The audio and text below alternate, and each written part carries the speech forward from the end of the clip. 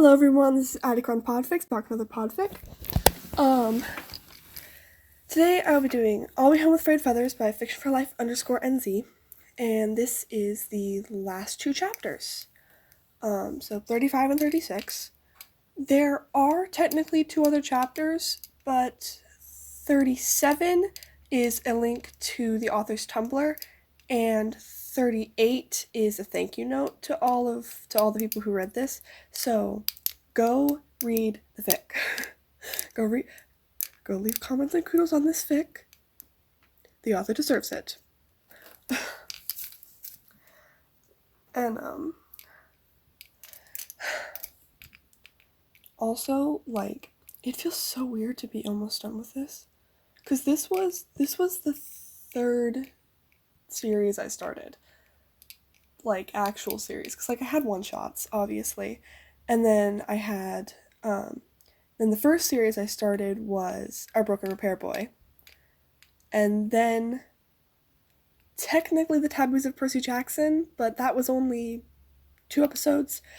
I mean, if more of it comes out, I'm happy to do it, because that series did really well, like really, really well. So if more of Taboos of Percy Jackson comes out, I'm very happy to do it, because I love Scary Percy, and apparently you all love Scary Percy. Okay. And then right after this, I started, Again I Burned, or it was like Again I Burned some. I don't remember the exact title, okay. Anyway, let's get right into it before I ramble. Alright. Chapter 35. Would you fall in love with me again? The hallway to the royal quarters, their bedroom, was both too long and too short at the same time. Each step closer made his chest tighten and his breath more ragged. He could feel every individual hair on his body raising and each feather alternating between fluffing up and flattening. The heavy wooden doors were ahead, the arch they sat in adorned with designs of olive leaves and various birds in flight. He remembered carving them, and he remembered lying the stone around them. He remembered almost everything that it had taken to create this one room in the entire palace, because it was their room, and he'd wanted it to be perfect. He'd needed it to be perfect, and in the end it had been, because it had been theirs. She was waiting for him, just on the other side, and he found himself frozen just before it. Did he knock? Did he call out? He didn't remember the right way to do this anymore, and even if he did, would it make a difference to how she felt about his return? He was so different now, hardly the same person she'd fallen in love with. It would possibly kill whatever spirit he had left if she turned him away. And he knew that was a possibility, and one he would have to force himself to accept if it were the case, because she deserved better than to be tied down to something like him. He was conscious of the blood and ichor that still stained him from head to toe. He wouldn't even have to tell her what he'd done. She'd know as soon as he was in sight. Would she think him a monster, like he knew he was? Would she be relieved that he had gotten rid of the men in their halls? Or would she be horrified that he had resorted to such violence immediately upon returning home? It scared him, relishing how much time he had been apart from her. He hadn't had this fear with Telemachus. He'd never gotten to know his son before he left, since they were too young. But Penelope? He couldn't remember much of who she was anymore. The image of her, sorrowful and yet perfectly composed as he'd left Ithaca with his fleet, had been seared into his head. All the memories he'd used to keep himself moving, as fleeting as they'd become in his scrambled mind, were over 20 years old now. She had been his beacon of light at the end of the journey, but what if she no longer wanted to be? She would be older now, and she would also be different, in voice and appearance and in mannerisms. He hadn't been there for any of it. Would they even recognize each other properly? With a noticeable tremble, he placed one hand flat against the solid-aged wood of the door, using it to ground himself before he spiraled any further. Penelope was on the other side of the door. She would look different, sound different, and likely act different, but she was still Penelope. He would always love her. That would never waver. But if she no longer loved him, he would have to accept it. He loved her too much to deny her the right to move on after all this time. Even just having a chance to look, to see and confirm that the other half of who he'd fought for all this time was still alive and well, would be enough, if that was the case.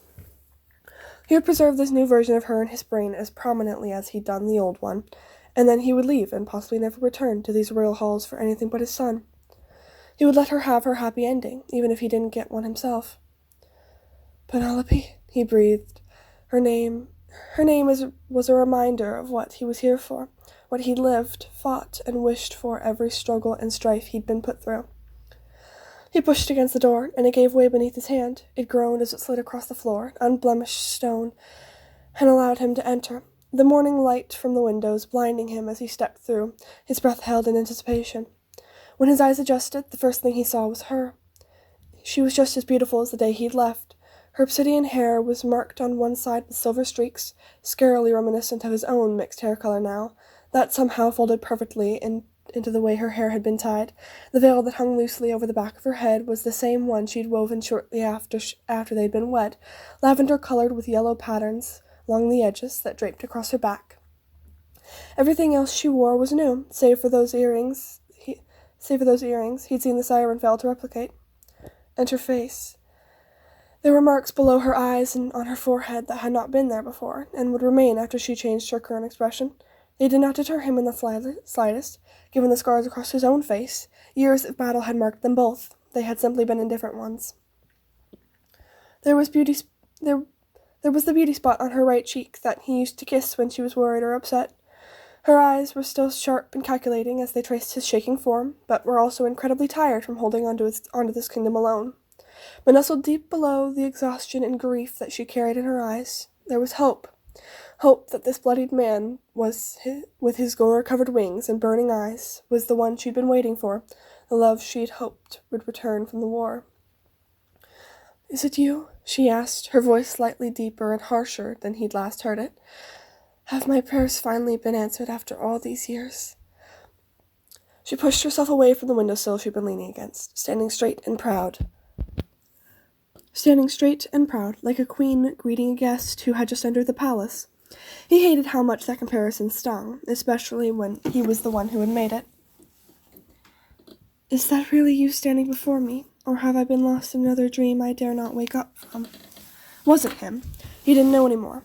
The man she'd dreamed of had been lost some time ago, and he would never return. What had made it back to Ithaca was fragments of a long-lost king, and pieces he'd collected along the way from other people. Some good, many bad. He couldn't answer her. All he could do was tilt his gaze away from her eyes and towards her hands, for he couldn't find the strength to truly avert his eyes. Her hands were scarred too, some old, some new, from the years spent weaving in his absence.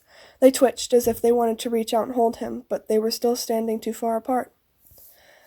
"You look different," she said after some time. "But I'm not sure why I would have ever expected you to look the same as the man I lost to war. Your eyes are not the same color, and they are tired. Your frame is lighter, like you've not eaten a proper meal since you left. Your smile is torn. And your wings." She stepped closer, those dark eyes fixed on the largest ones fluffing at his side. They folded close in shame, nothing like the otherwise proud display he'd developed under Hermes' care. The sets on his heels had grown still, the primaries trailing along the ground, and the ones behind his ears had folded forward to frame his bloodied face. She traced all these movements and actions with a keen eye. "I never thought I'd see them grow to such a size," she finished. "Is it really you, my love?" Was it? He didn't think so anymore. I'm sorry, but I'm not the man you fell in love with," he rasped, "nor the man you once adored." His wings hiked up to wrap around himself, attempting to hide how much his hands shook as he dug them into his own arms. The feathers were no longer fluffed up, but had come to lay flat in an attempt to help make him look smaller, less dangerous. He didn't want her to be afraid of him. "I'm not your kind and gentle husband, and I'm not the love you knew before I left." He dared to reach out to her, and managed to take one of her perfect worn hands in his own when she did not retreat. Despite the calluses and scars, it felt so soft compared to his.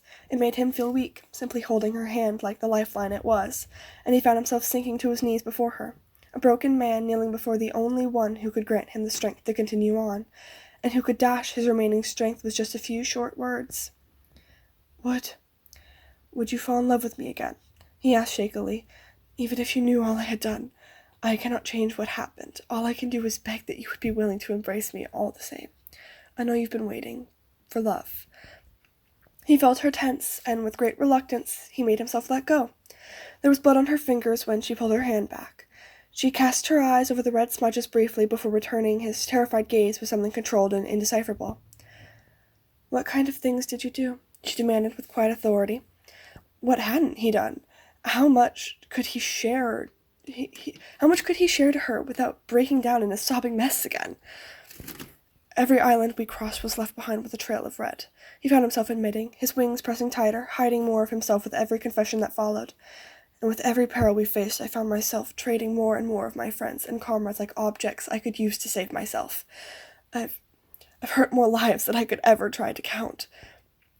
600 comrades, brothers, friends, and lives, all given up to monsters he'd come to learn from, until it was just him and the one God who'd been willing to stick by him through some of the worst moments.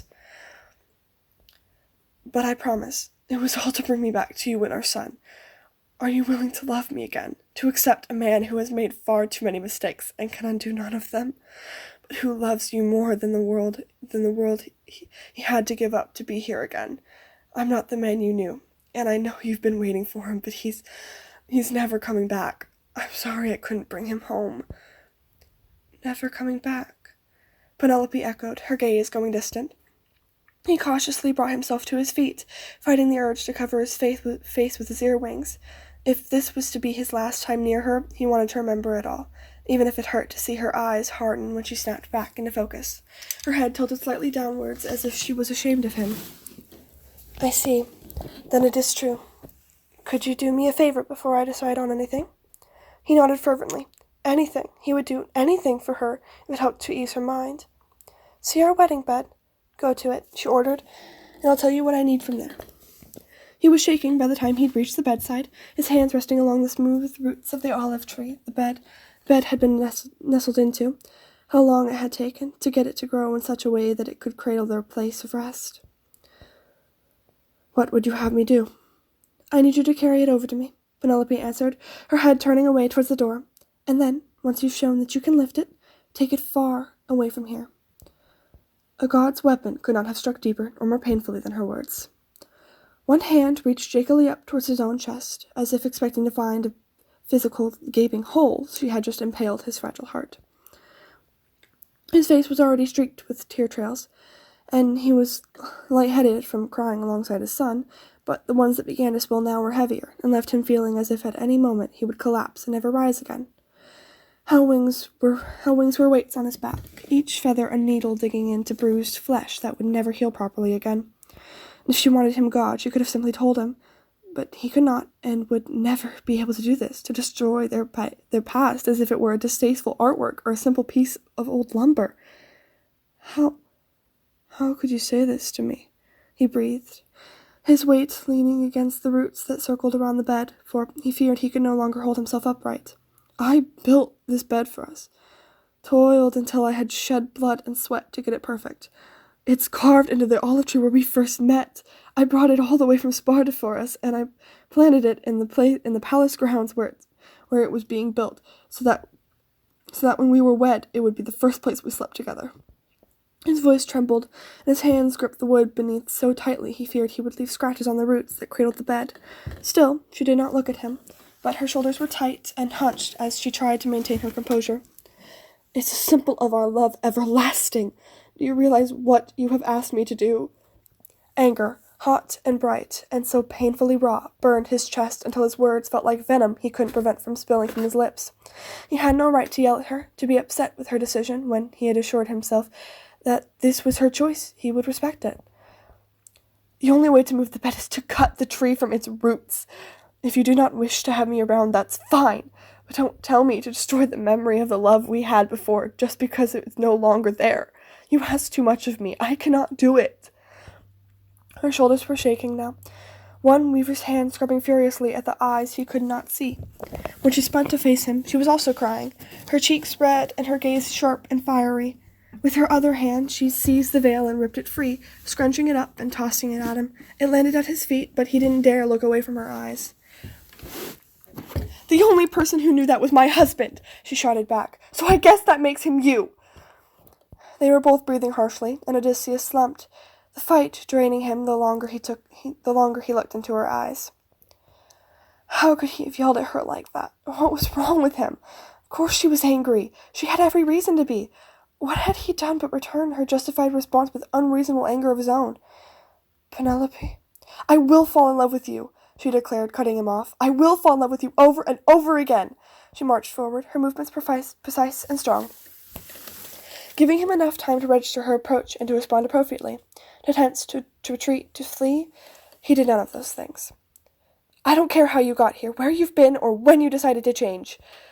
One hand snatched the front of his chiton, yanking his hand painfully forward so that he could feel her breath ghosting across his lips.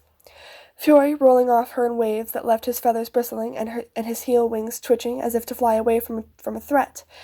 But there was no threat, just her. You're mine, she snarled, refusing to let go when he tried to pull his head back out of her space. Don't you dare tell me you're not the same person.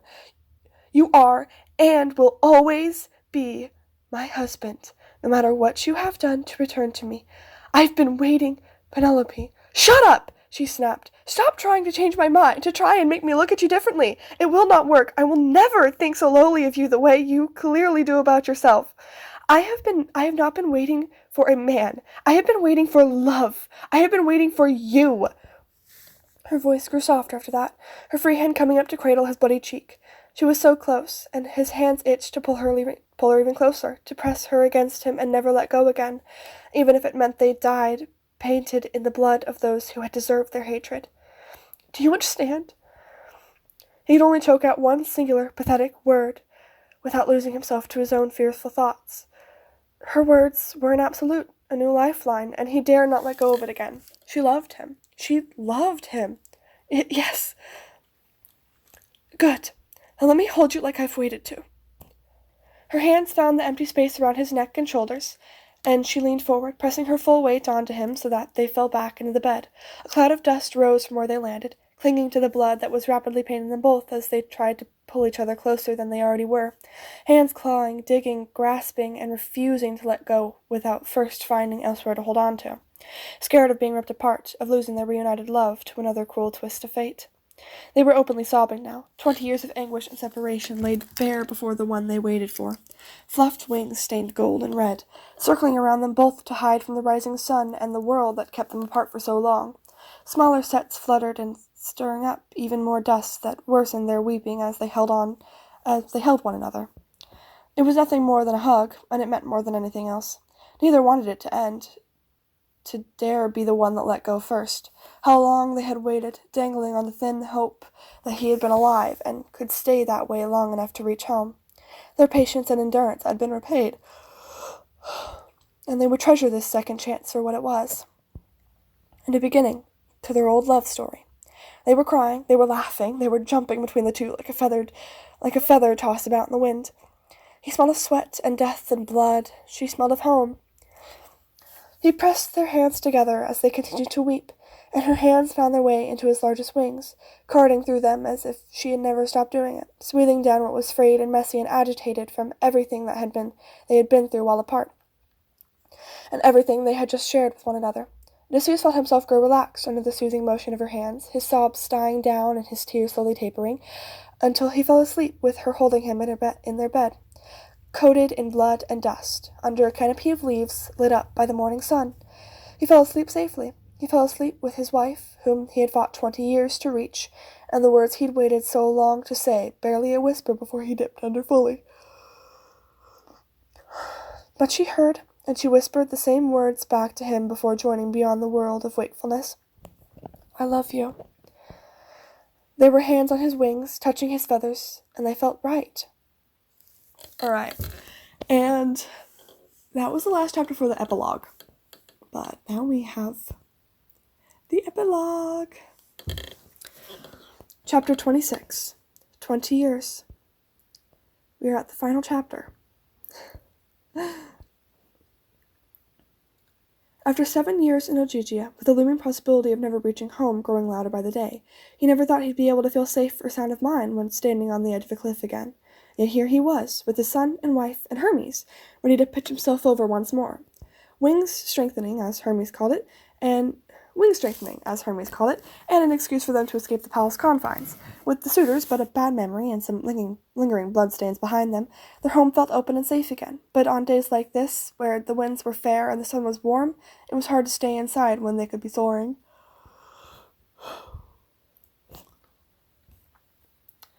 They'd been at it since the sun had reached its peak, with Penelope watching as the rest of her family learned to fly like they'd never gotten to. Content to watch from her spot in the shady grass, finally at peace in her own kingdom, arranging the food and drink she'd brought with them for when they grew breathless and sore. Judging from the ache in Odysseus's own wings, the time for food and rest would be shortly. Like Hermes and he had suspected, Telemachus was far more adjusted to his wings and found a more natural talent for staying in the air. He flew the same way Hermes did, and hovered in the air in various positions as if he had been doing this his whole life, using his larger wings for steering and balance while his ankle wings kept him aloft. It was certainly cleaner than his own form. With years of underdevelopment to slow him down, his wings couldn't afford to work the same way. He required his largest wings to hold him up, and when he attempted to hover, he had to beat them furiously without looking too foolish swaying about the way he did. But what he lacked in muscle strength, he made up for greatly in speed. He found a great deal of joy from finding the right air currents, letting them carry him around until he picked up enough speed to soar without fear of faltering or dropping. His flying was unlike anything Hermes had planned to teach him, but they'd conceded that it was better than what either of them had expected he would be able to do. They were nearing a year into Hermes' banishment now, a year since he'd returned home, killed the suitors, and reunited with his family. He wasn't sure he could have done it without his great-grandfather's help, and he did his best to show it every single gesture. They had been barred from Olympus and stripped of nearly all the divinity for a total of 2 years for breaking the rules of divine intervention, and he could never do enough to pay them back for such a sacrifice. Even if they insisted, they would have done it 10 times over for their family. Their wings had been set and healed after a few months, but the god was particularly clingy without the freedom of the skies to keep him entertained in that time. Telemachus had certainly helped with the temporary grounding, giving Odysseus plenty of time to spend along with his beloved, and he grew tired of the god's need for company and entertainment. He loved them, but he could only handle having his wings preened once a day. It was quite a relief when the brace had been removed and they started flying again.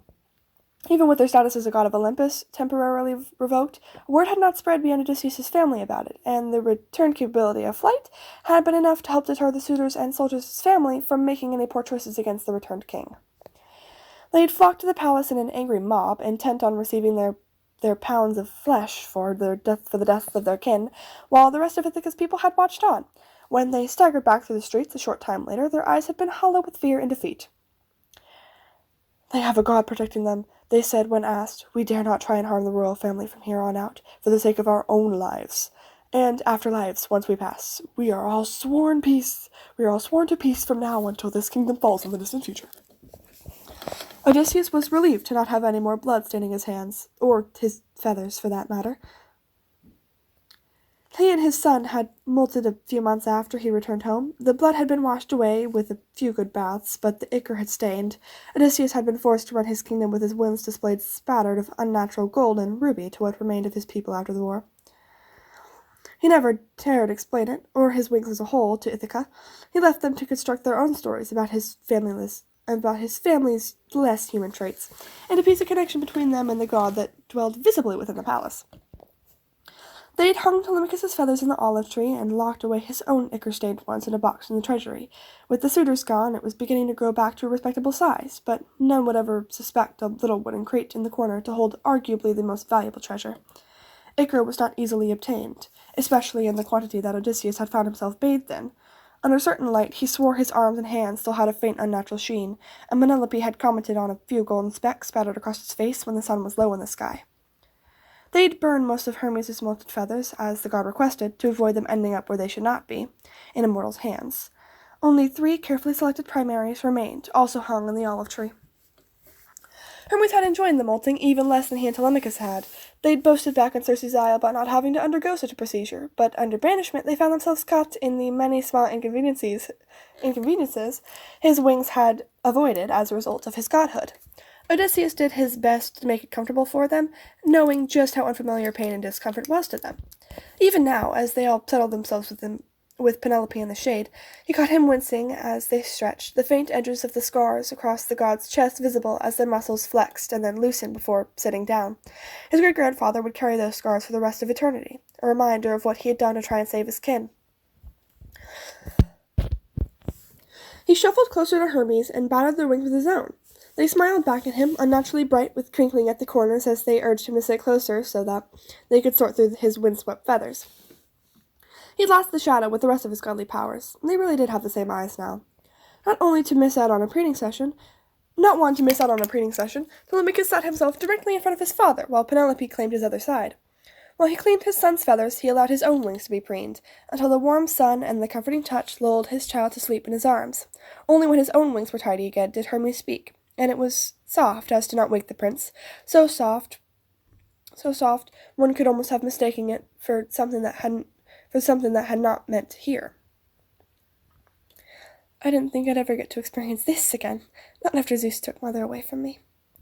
Penelope and Odysseus shared a look. They both knew the story of Maia and how Hermes had earned his way into godhood with his trickery, only to later lose his mother to Zeus's interference, turning her and her sisters into stars to escape Orion, only for their pursuer to be placed alongside them to continue his chase.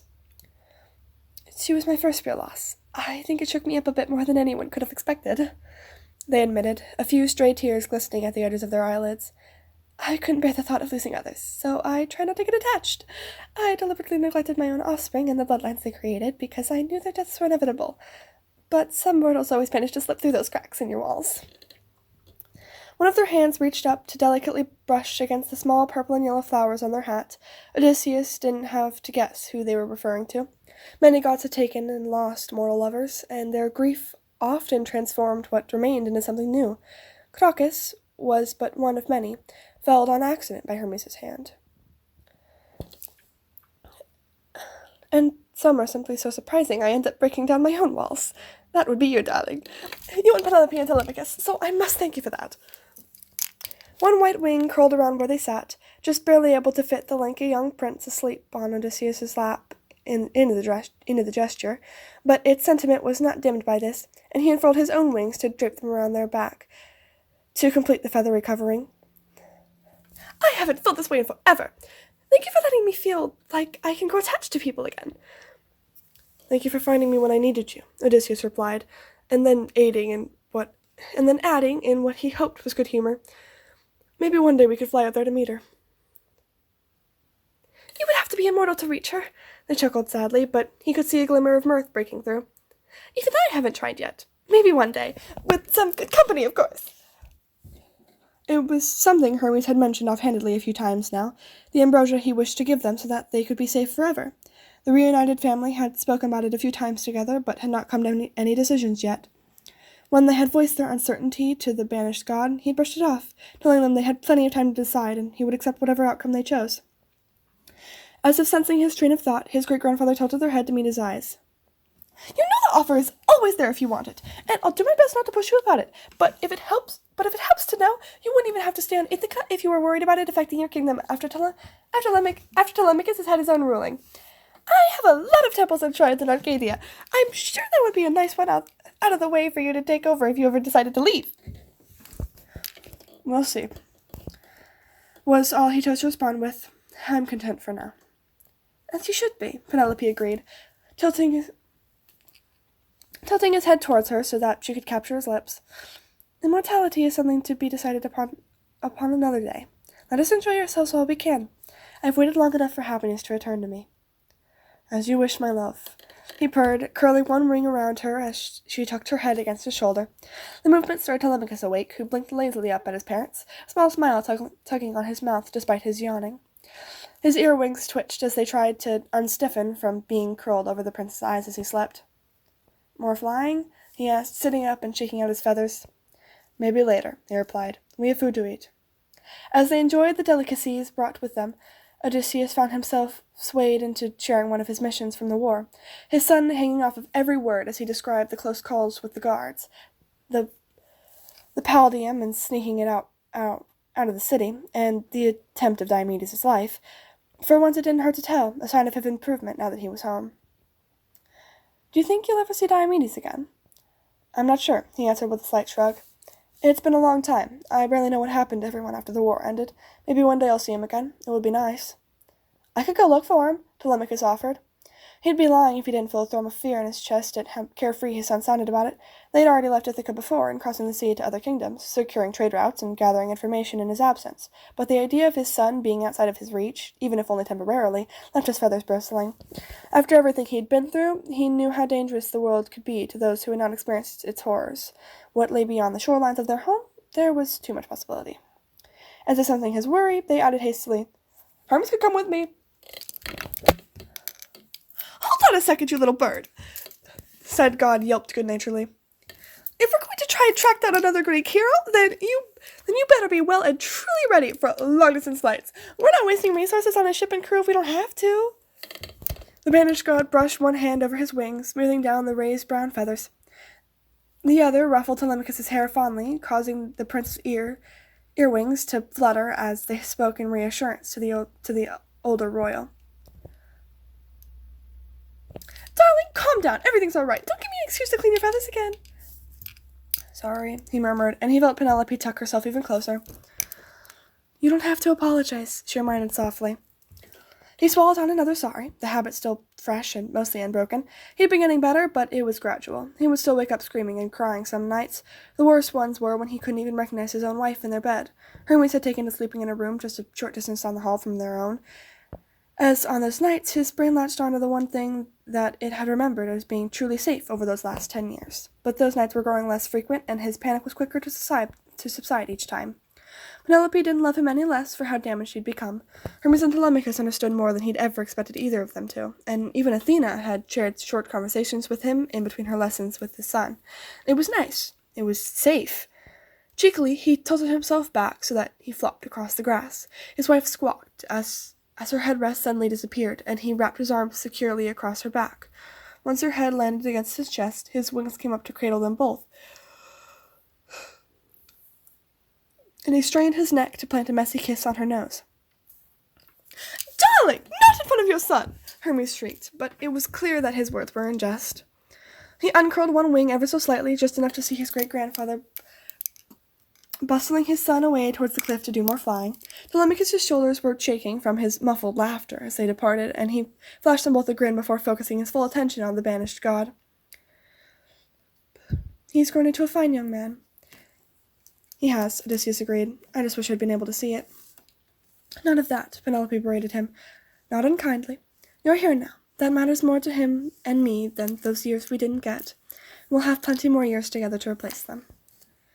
We'll have forever if we accept Hermes' offer, he reminded, and she smiled in a way that made his heart flutter.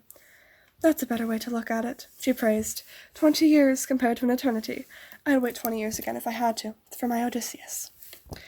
And I'd suffer through another 10 years of war and 10 years of strife to get back to those I love, he promised, for my Telemachus and my Penelope. She didn't respond after that, merely pressing her head against his chest, listening to his heart as it continued to be steady and strong in his scarred body. His wings fluffed as they cocooned them both under white and brown and blood red, leaving just them and their love as they held each other and rested in the warm afternoon sun. As the months continued to stretch on, there were rumors, gossiped about by the island kingdom, that when Odysseus returned home after 20 long years, he had wings on his feet.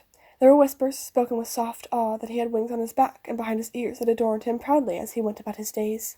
There were stories, shared in amazement across all the other kingdoms, that they were a blessing from the messenger god Hermes, that he had allowed him to travel home. Odysseus could not be more proud than to say that these rumors were all true. And that, my friends, is the end of I'll Be Home with Frayed Feathers.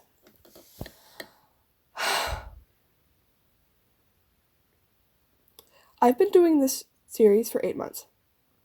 8 months! I have been doing this series. And now it's ending. Like, okay, all the other series I did before this, they were, like, short. They were shorter. Like, freaking, Our Record Repairable was 15 chapters. But I did 2 per reading, so it only took, like, 8 videos because of the final one that I did, but then I ended up recording something else that same day. So because the final chapter was so short, and I just completely forgot that it was like only a paragraph long. And then the only other series I started before this was The Taboos of Percy Jackson, which I did the first chapter to, and then I forgot about for a couple months and ended up doing the second chapter in like an extra kind of thing. And like if more of that comes out, I'm still very happy to do it, because like it's a great series, and also it's a great series, and also it has, both chapters are some of my most popular videos, like, to date. They both have over 1,000 views, and only a couple of the videos have done that. So, yeah.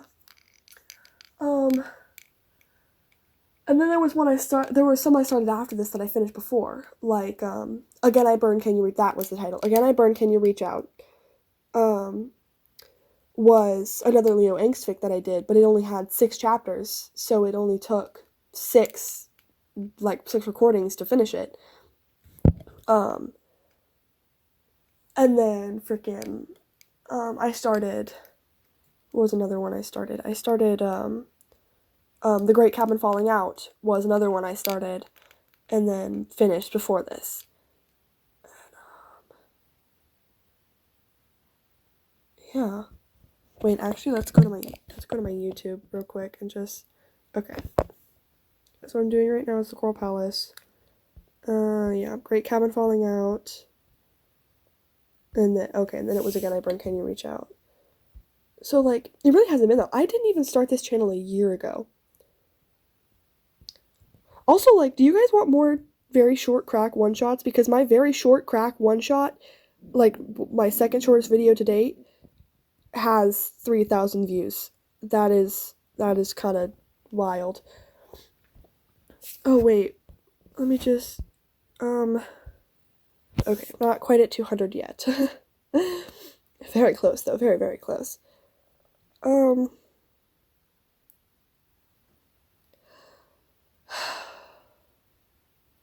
Thank you all for watching the series and being here through this whole series.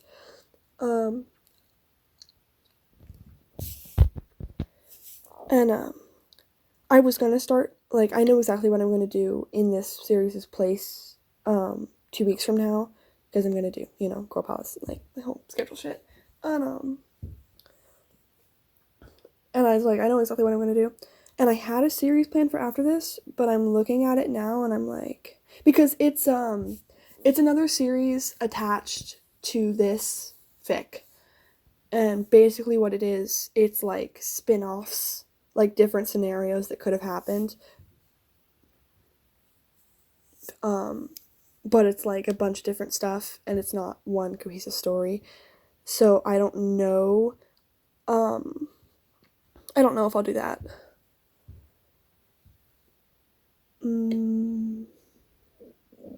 But I know exactly what I'm going to do after this, for this slot. But after that, I might just do Coral Palace for a little while, but I also need to look through the series that I have saved, because actually I think I might have one. Yeah, I think I might have one. I have so many Hermes fics saved, because it's like, I love Hermes.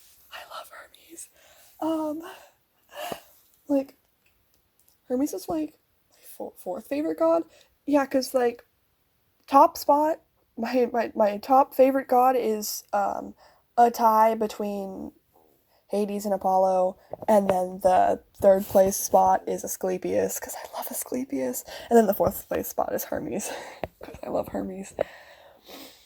Also, I love wingfics. Like, wingfics are just better. Just, yeah. Anyway, I hope you all enjoyed this entire fic so much, because I did. I have reread this fic, like, probably 5 or 6 times at this point, because I love it so much. But specifically, like, what was it, like, 7 and 8, 8 and 9, yeah, I think it was, like, 8 and 9, like, the original Hermes chapters, and then that argument between Hermes and Athena during the Wisdom Saga. Anyway, again, hope you all enjoyed this fic so much. Go leave comments and kudos. This author deserves all the comments and kudos. Anyway, You have a good night or day wherever you are. Bye!